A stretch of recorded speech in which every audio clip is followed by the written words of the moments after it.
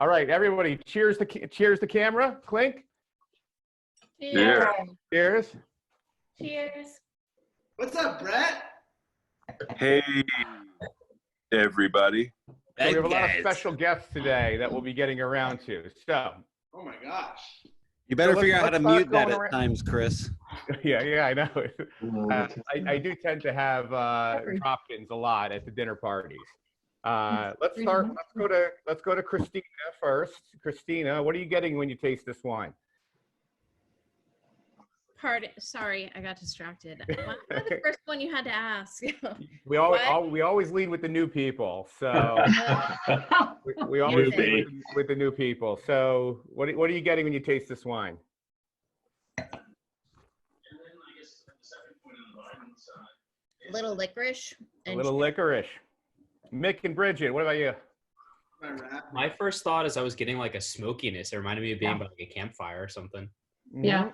A little bit of a campfire. Devanon?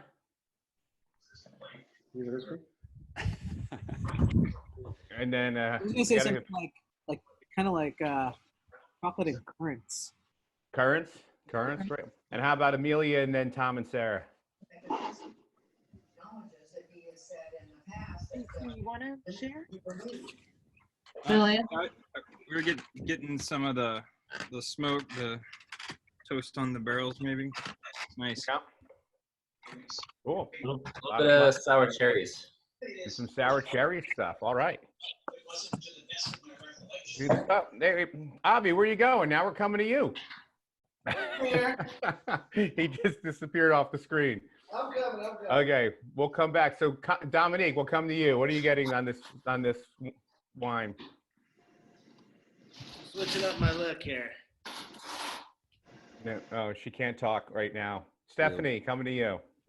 I'm just getting a lot of minerality. It's nice. Mm-hmm. All right.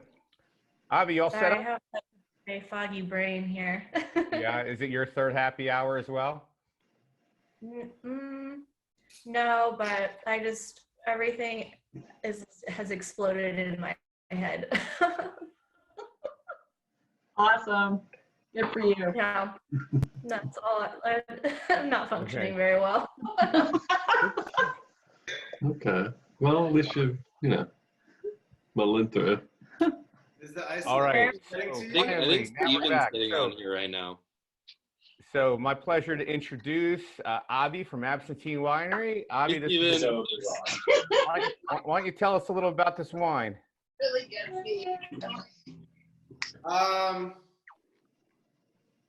Well, this wine is the 2018 Balou cuvee, and it's named after my dog, Balou. And yeah, it's so I mean, it's a pretty simple wine. It comes from my biggest vineyard, which is about 5 acres and yields about 10 tons of fruit on a good year. And it's a syrah vineyard. All right. So let's start with the basics first. What kind of dog do you have? He's a boxer American bulldog mix. And is he named after the wine?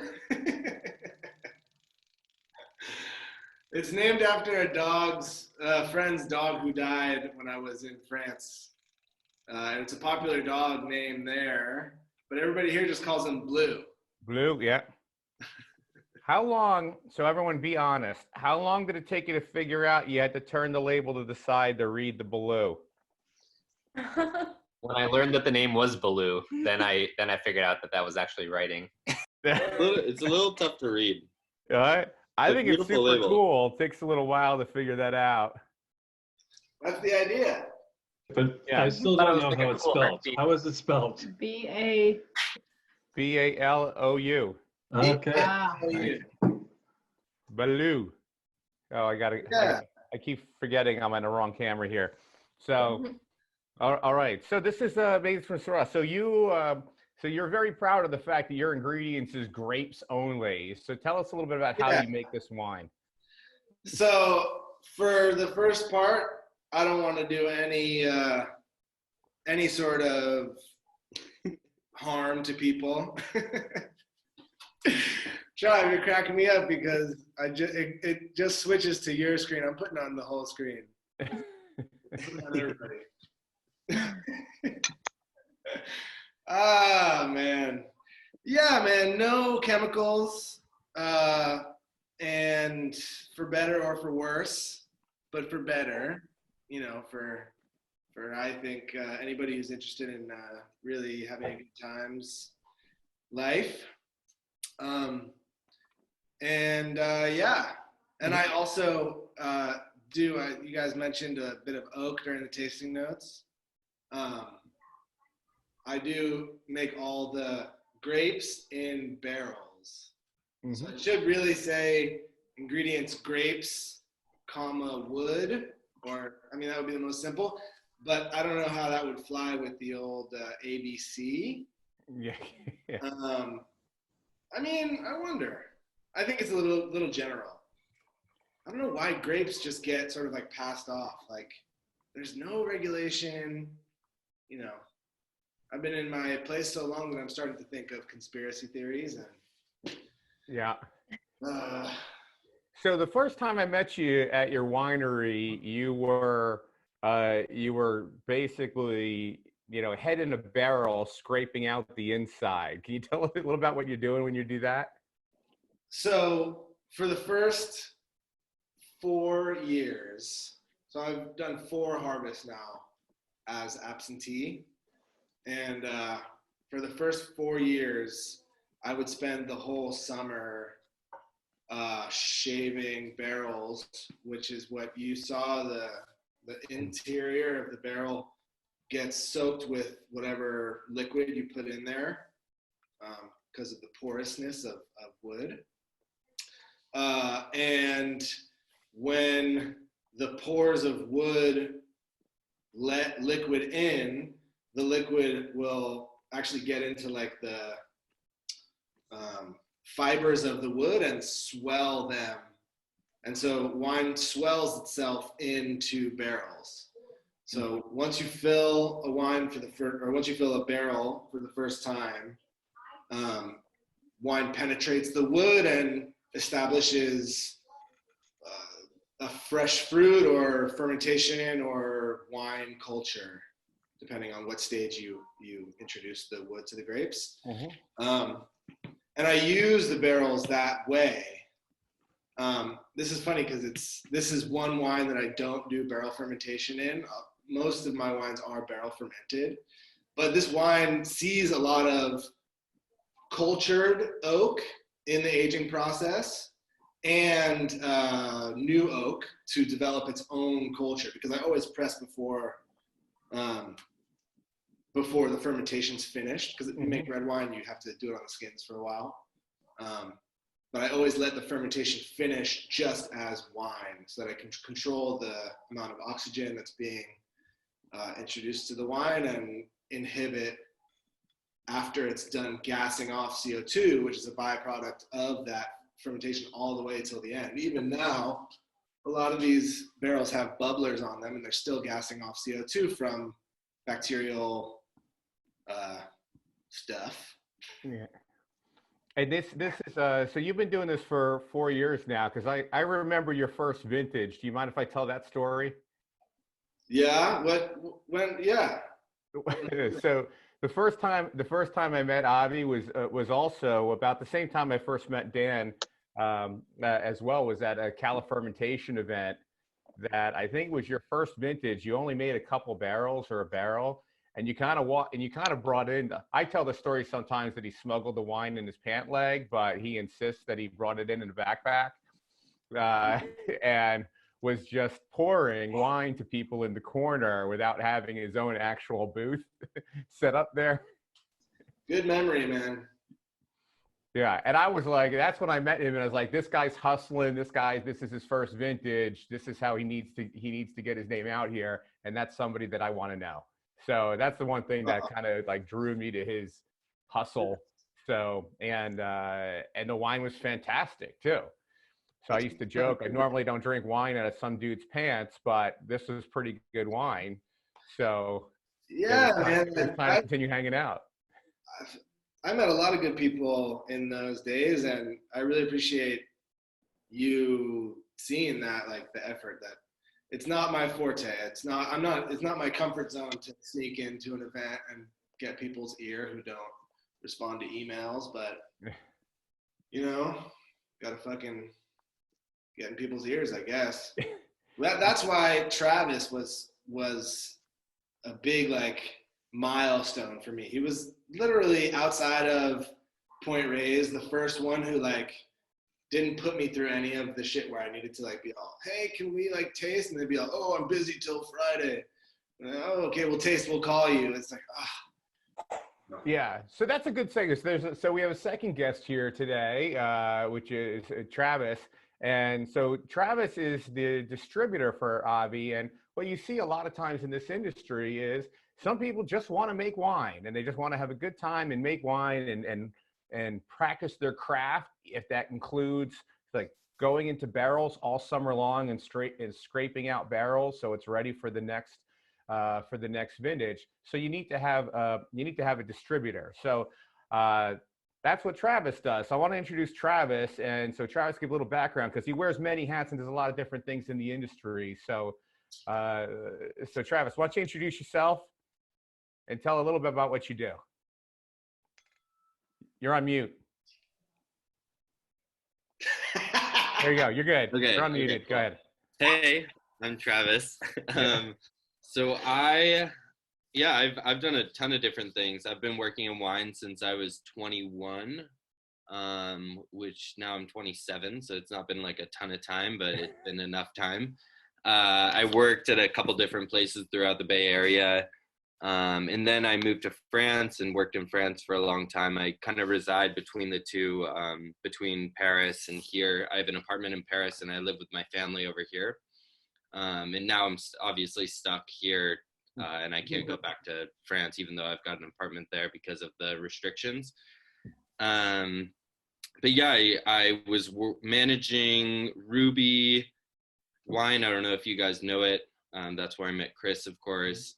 And I decided, and then I moved to France and I decided to start importing wine. So the majority of my business actually is importing wine from France. And then I happened to know Avram and be a close friend of his. So I started working with him as well. And, you know, we started working with each other like 6 months ago, maybe. And that's what it's been. Yeah, so let's break a couple things down here. When did you start your wine import? What's the name of your wine import business first? So my business is called Varda. Oh yeah, where does that name come from? What's up? Where does the name Varda come from? So the name came from, actually, I mean, searching for a name is like one of the hardest things in the world, obviously. So you go through a lot of different trials and tribulations with what, you know, works for you, or, you know, there's a lot of names you like, but you want to find significance with it. So my first name that I came up with was actually Rose Imports. And Rose was based on my grandmother who's passed away, her middle name. And so it's going to be, you know, Rose Imports. But then I thought about it a little bit and I was like, oh, wow, I don't know if I don't want to be like called Rose Imports because Rose is like rosé. So I don't want to be specified just as a rosé importer, for example. It's too close. And then I was watching these films of Agnes Varda, and I don't know if you know who she is, but she's a director, a French director, who did documentaries on counterculture in the 60s in the Bay Area, which you should definitely watch if you have not done before. Uncle Yanko being one of them. And then also a Black Panther documentary, which is beautiful. And it's very raw and very real. And I was watching those and I was like, well, Varda is a really cool name. And I like, it's very strong. It's very powerful. And it's actually a very ancient name. It comes from, you know, Greek or what I understood at that time was Greek. But I kind of looked more deeply into the name and what it was. And my grandmother is Jewish. and I looked up what Varda meant in Hebrew, and some random website told me that that meant rose. And so I was like, okay, perfect. Like I'm gonna name my company Varda because it's, you know, it has to do with my grandmother and this beautiful director that I really love, working in counterculture in California from France. And actually I'm doing the inverse. So I obviously work with Avram, but I actually work with a lot of wine producers in France as well. Yeah. So when did you actually form the company? The company was formed on March 8th of last year. Okay. And then what happened in October? Well, October, I got a lot of things have happened since then, that's for sure. What happened to your business in October? Yeah, that was the worst though, by far. So the wine tariffs came into effect where I now have to pay a 25% tariff on all the wine that I bring in. So let's say I have an import that's $100,000. I have to write a check to the government of $25,000. Yeah, just to bring the wine in, just to pass customs, just to bring it into the country. And so that really for a business. Sorry, go ahead. For a business that starts, that's not an expense that you want, just a random tax that came kind of out of nowhere. So that really put a damper on everything going on. But yeah, so you can imagine starting a business and all of a sudden you have a business model that you're going to buy wine at this price, sell it at this price, and all of a sudden 25% increase in your cost to acquire your goods. And does everybody also the prices all go up, so all of a sudden all the wine that I have from Europe can't be sold by the glass at a restaurant because you know they're looking for wine that costs them between, let's say, like $10 and $15 a bottle. But as soon as that tariff went into effect, all of my wine became over $15 a bottle. Yeah, and raise your hand if you know the story of why the tariffs happened in October. I just want to poll the audience on this. So Avi knows, Travis knows, Tracy, Christina, a few people, about half of the people. So Travis, can you give like the 60-second version of why the tariffs went in? I mean, so this is my understanding, and I can't give you the best, and someone help me if they can. But I can help you out if you want, but go ahead. I mean, you should probably tell it because I just didn't even pay attention. So basically what happened was the World Trade Organization found that Europe was illegally subsidizing Airbus to make planes. Boeing had sued and said there was an illegal European subsidy, and there was a big financial penalty, and then the U.S. was given permission to retaliate. And the way they decided to retaliate against building jumbo jet airliner planes was to put a tariff on wine. And it made absolutely no sense to do, but it did. And overnight, it ruined a lot of people's businesses. And really, I remember Travis going through it, like really put a hamper in his business before he even brought in his first bottle of wine. So really a little crazy that these things, like, so some of the things that are happening to the wine world, like this, the restaurants closing down are probably like the third worst thing that could have happened to them in the last year, and 2 out of the 3 of them happened. So they continue to go on. So it's been a terrible year to start a business in wine. But luckily, I am very fortunate that people are still buying wine, and I work in an industry that's still semi-thriving and not totally ruined. Yeah. Okay, Avi, coming to you. What do you have to say? Travis. So take over the world, man. So it's a bit of a difficult time to start a wine business. So I'm kind of right there next to it also. I also have another good story. Travis, do you remember the day that we met? I was probably drunk. So this is actually I told this story to your parents. If you remember that. Don't remember that. Don't remember anything. So drunk. Back in January, you just started working at Ruby like a week before. So it was January what, 2017? Yeah, 17. January 2017. Yeah. and a lot of stuff was happening. And me personally, I was 2 weeks removed from leaving a company that I co-founded, worked for an entire year, like put a lot of things in. It just didn't work out. Part of the reason for my philosophy on Leporello's is to do the right thing, and process matters, because I'm tired of working with shitty people, to be blunt, and people who don't do things the right way. So I was actually at a real kind of low point after that, you know, trying to figure out what my next thing was going to do. And at the same time, I had a friend who also had to leave the country and go back to Italy because the program that she was studying at closed down, so she lost her student visa. But as it turns out, she had committed to doing a pop-up at Ruby in January, and needed help because her partner dropped out at the same time as well. So she was stuck without a sous chef or an assistant. And I was like, fine, I'll help you. I've got nothing else to do right now. So my first experience actually working in a professional kitchen under a professional, which was in the Provender coffee shop next to Ruby. And I had not met Travis, but we were sitting there and we realized, yes, I remember this now. yeah, we don't, now you know where it's going, right? Yeah. We're like, we don't have receipts, because they needed to pay in Ruby and then bring the receipts over to Provender so they can get the dish. And Travis just sat back and he said, hey, I got a bunch of flowers here. I'm going to give a little piece of a flower, and people are going to come into Provender and give you a flower as your receipt. And that's what you're going to know, that they paid me. How's that going to work? So the entire time people were walking to Provender with a flowerette, giving us to them, and then we made a little bouquet of it at the end. So we had all of our receipts, and that was my first time. I was like, again, people making first impressions, going, this guy's cool.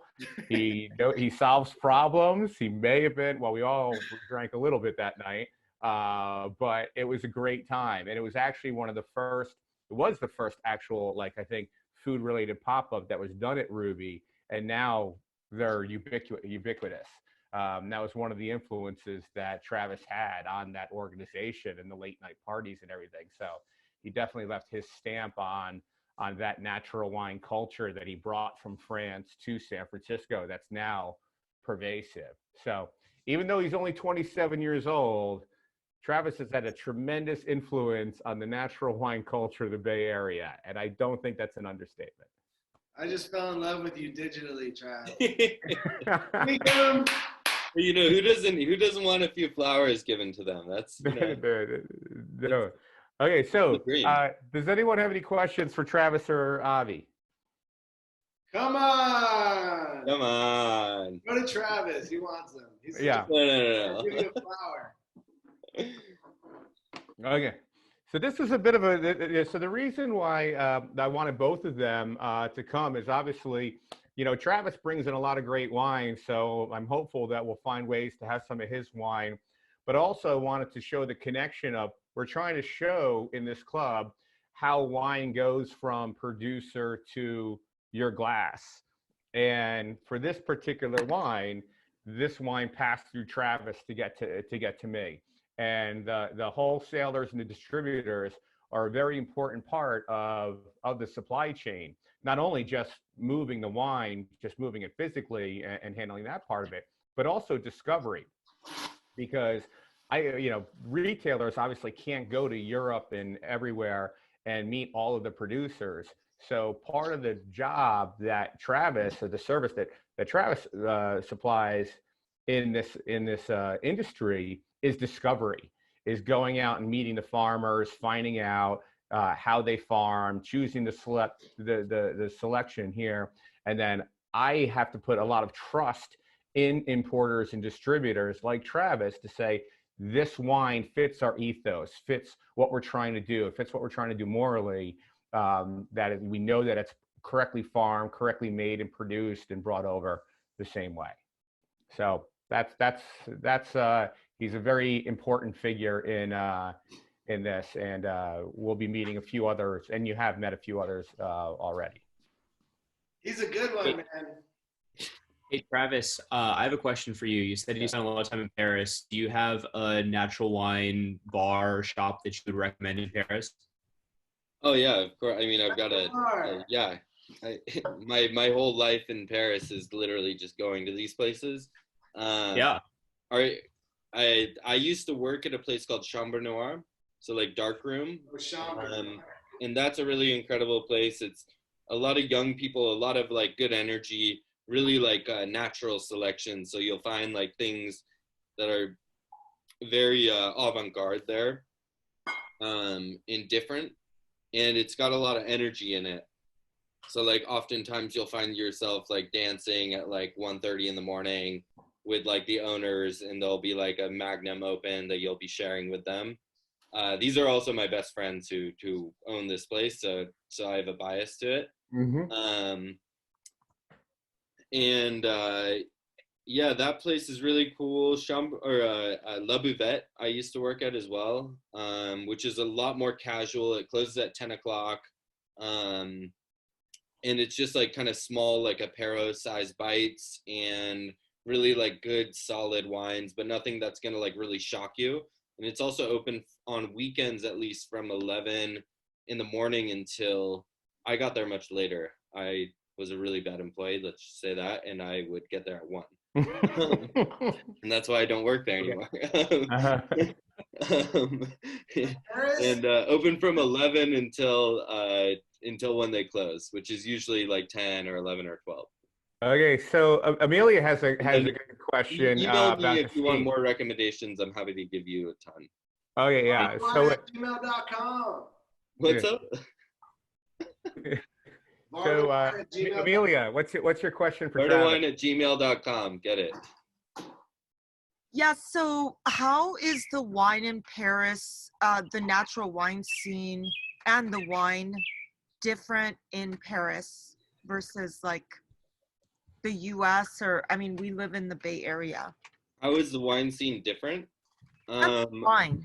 Like, it is incredible. I'd say it's really, really different.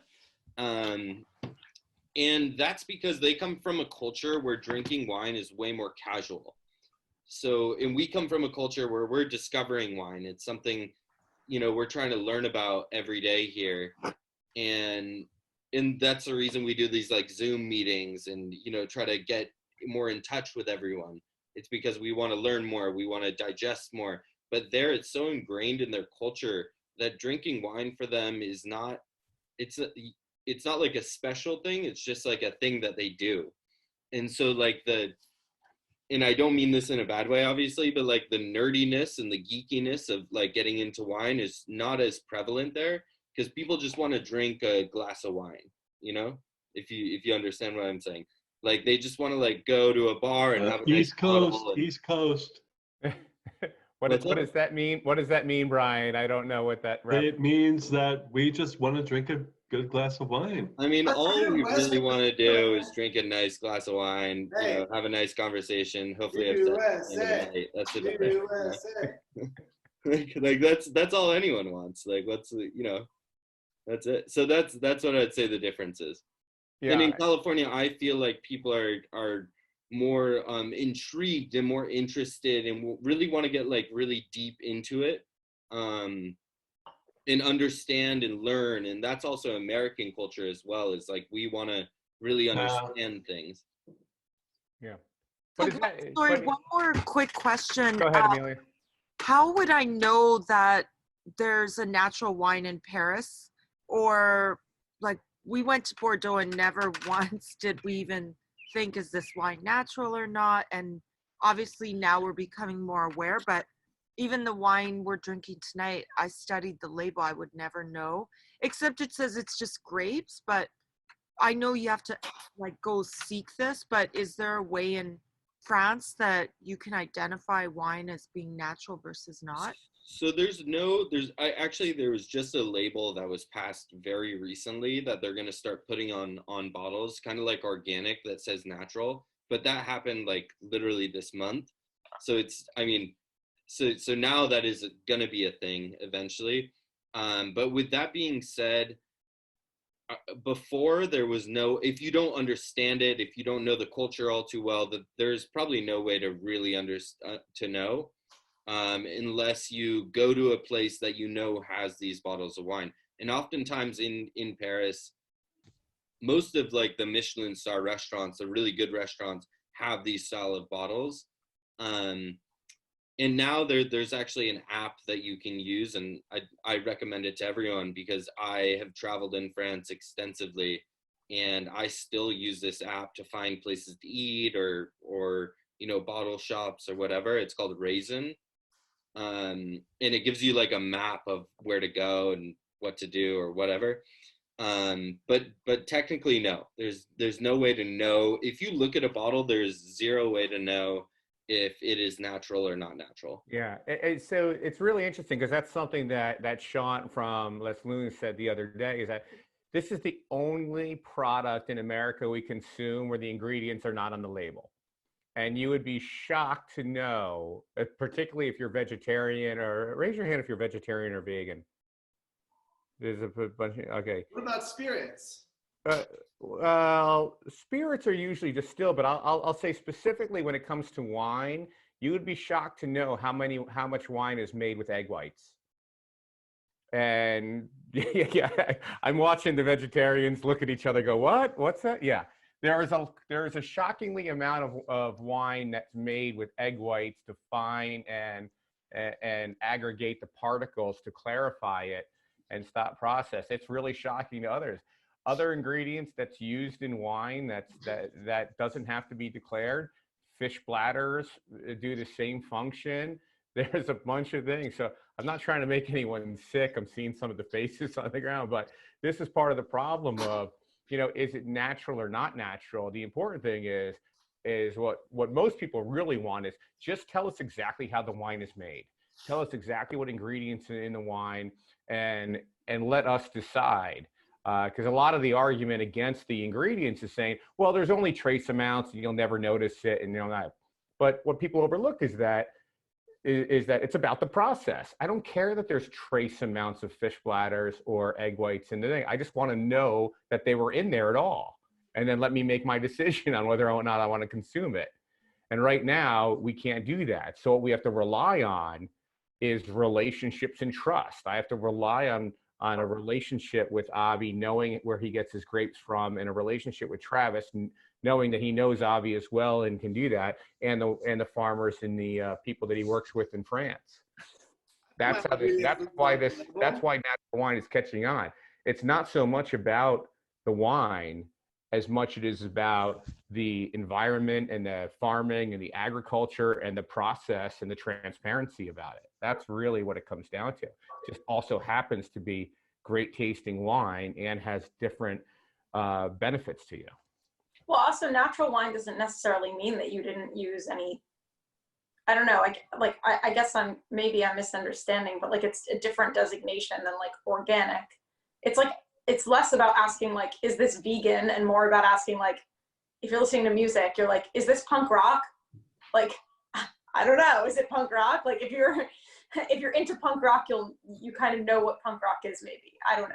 Yeah. I'm not particularly into punk rock, but whatever. Yeah, I think there's a lot of analogies to it, like it's natural wine, the punk rock scene. The other one that I like to use, because we're in the Bay Area, is that I think hanging out in the natural wine scene now with people like Avi, it's like hanging out with the beatniks in the 50s, is that there's this new type of poetry or artistry or something like that, and it's very cutting edge and different. And so I picked the analogy that works for you, but it's definitely right now is a subgenre that's growing tremendously. Fuck yeah. Travis, who are you texting? I'm just, so Travis, I think you're the first person who's mentioned the Raisin app to me, and I've been like fiddling with it while we've been chatting, and this is a great tool. Thank you. Yeah, of course. I mean, I've traveled through basically every region of France, and when you're like in the middle of nowhere, it's so good to have that and be like, oh, there's like a restaurant, and usually a restaurant who has these kind of wines like will will be, you know, serving pretty good food as well. And so it's like, oh, you found a restaurant that has decent wines, and I would say like 75% I've used it in the middle of nowhere. I get like a really good restaurant. Yeah. So I'll put the link to the Raisin app in the follow-up notes as well. In addition, I'll add there's another person in San Francisco, Dave, who's the Raisin representative in the Bay Area. So I'll put his Instagram there as well. He also brings in natural wine from Alsace. Let's go. Coming to Jason though. Jason, you have a question? Yeah, for Avi, can you just take us through the winemaking process? How long, you know, is it in barrels? What kind of barrels? Honestly, I don't even know this. He's never told me. So if he tells you, I'm gonna be shocked. So I'm gonna tell you. I'm learning right now. I'm learning a lot. Syrah from that vineyard, winemaking process. We get it in the winery, out of the sun, as quick as possible, and then put it in we shovel it, because we're working in pretty tight spaces and we don't have a lot of equipment. We shovel it into stainless steel fermenters. So this is just for this wine. And then we jump in. It's a lot to shovel. We jump in that night, because it's nighttime by then, and squish it down, and then squish it down. The first few squirt downs are really rough because the grapes are not juice yet. It's just, and you have to get to the whole bottom, and and then it ferments, and then you agitate it and let some oxygen in once, twice a day, and so this vineyard makes 9 to 10 fermenters worth. So we jump in. What does that mean to agitate it? It's called a punchdown in English. You just jump in and stomp the cap. Yeah, this is like the typical, like that lady on the internet who's crushing grapes, and she's like, she falls and then she's yeah. So this is one of the ones. This question is odd in any other setting except for this setting. Is Avi, do you have your clothes on when you're doing that? Yeah, sometimes. So this year I had a female intern, and in years past when I've had male interns, we talked about it, we've been comfortable. I mean, it's just,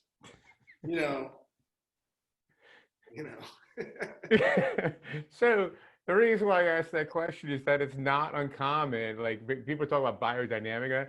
You can see a lot of photographs on Instagram of people doing a punch down that is, au naturel, let's just say. Yeah. Very natural, very natural. Honestly, it's the best tool you got for that, for the small batch that's about the size of your body. It's not a 500,000 gallon tank, which exists. Then they agitate by spinning the tank. Yeah. So fermenter. The other thing we use, or I've used sometimes you just use this thing that looks like a reverse plunger. It almost looks like a steaming basket on a pole, so you can push the skins down, but the liquid can go up between it. That's what we've used. I bet it doesn't work as good as. Doesn't work as good as your feed, but the alcohol kills anything that would have been on your feed. So people think that's gross. That's the way. You know what? If you guys think that's gross, I mean, don't you miss human contact when you hear about a winemaker jumping in when we're here isolated? Okay, we're gonna come back to you in a second, Avi. But Elisa has a question. Oh, sure. I wanted to just know what you drank, what your favorite wines are to drink, and also what you'd recommend to eat with this wine. I'll do the eat one. Dude. Okay. Homemade food, I think, is a good little note. And not fish. Maybe. Okay. No, I actually I can tell you what would go with this. So when I visited Avi last summer at his winery, I went with my friends who are the purveyors. Oh my God, dude, those 60-day age steaks. I forgot I was gonna say that. Insanity. Wait, Avi, show your tattoo. Which, you mean my Balou? Yeah, check it out. He's got a tattoo. No, we'll leave it for the private visits. Dude, Yeah, you have to pay more money to get into the tattoo realm. Hey, I'm not mad at Taylor for not buying the wine. Shout out fucking what's it called again? Napa Provisions? Cellar Door? No. What's it called? Know. Taylor's Place, Chris? Oh, Fatted Calf. Fatted Calf, dude. Insane. Yeah, we brought some big 60 day. So at least, and the second part of your question was, what would you eat? What was the second part? I wanted to hear what your favorite wines are to drink other than your own. All right. So let's go to Travis first. Travis, what are some of your favorite wines that are not Varda wines that you're drinking these days? I mean, Dan's here, so Sonoma Mountain Winery is really good. Let's just throw that out right now. By the way, Sonoma Mountain Winery, the Merlot is so good that I've already had people in the club order more through me, and so I've already, people already like, I need a case, I need another case of that. So that's how good that wine is. I mean, I'm actually not drinking Balou. I don't have one at the house, but Avram was so nice and he gave me a topping wine that he makes for topping off the barrels. So I'm drinking the lowest of the low, and that's pretty good right now. What else do I like? Right now, I'm really, really excited about a new producer that I'm bringing in named Jerome Lambert. And he will be here in June, and it's never been in the United States. And Graham Shelton, Slow Dance? Exactly. Slow Dance is super good. I don't know. I can't even tell you how many wines I like. I drink so much wine. Currently, I'm living with my family here, and my dad likes to open at least 2 bottles a night. So I drink a ton of wine, and I can't really pinpoint what I like the most. Actually, no, I take that back. I'm thinking about it. Cantina Giardino in Campania in Italy is probably one of my favorite producers. Which one? Which cuvee? I would say Gaia. I have the Gaia is dedicated to Gaia. So by the way, let's open this up to everybody on the chat. Put in the chat what's one of your favorite wines right now that was not in the 6-pack. That was not in the 6-pack. I also I have a bunch. I had the benefit now of getting able to taste a lot of them. And especially now as I'm going to pick the next month, I just had this amazing Chenin from France, which is knocking my socks off. It was so good. What do you have? I forgot it. It was I'll look it up for you. It's amazing. I don't want to say yet because I haven't purchased it yet, but it's really, really good. I'll say it.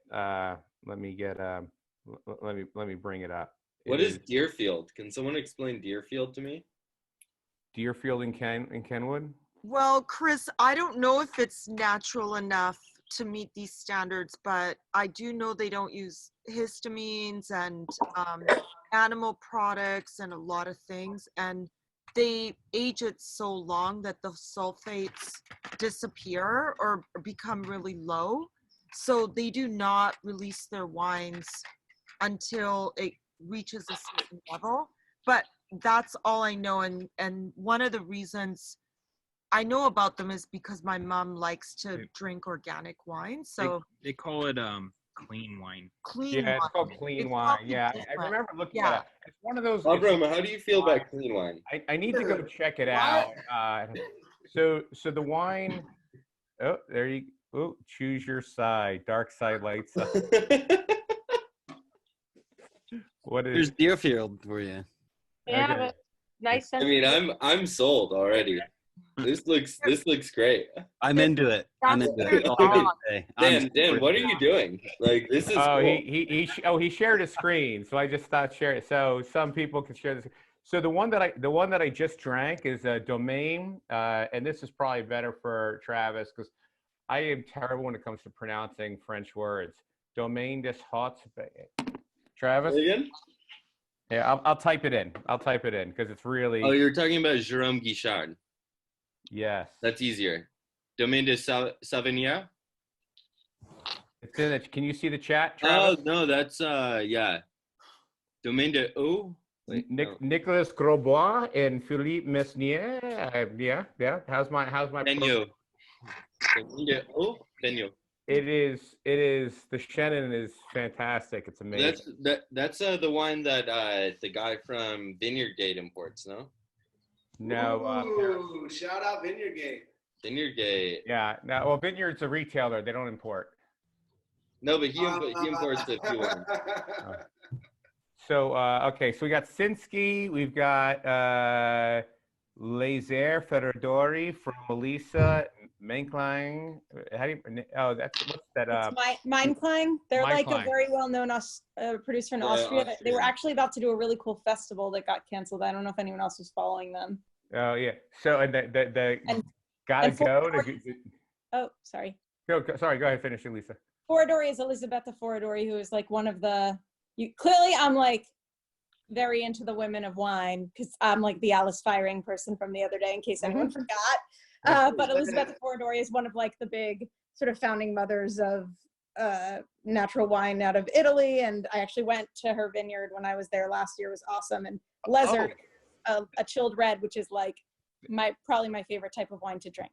Thank you for reminding me because my favorite wine of last year was a female Italian producer, the Nadia Barral, the Ruque, is one of the best wines.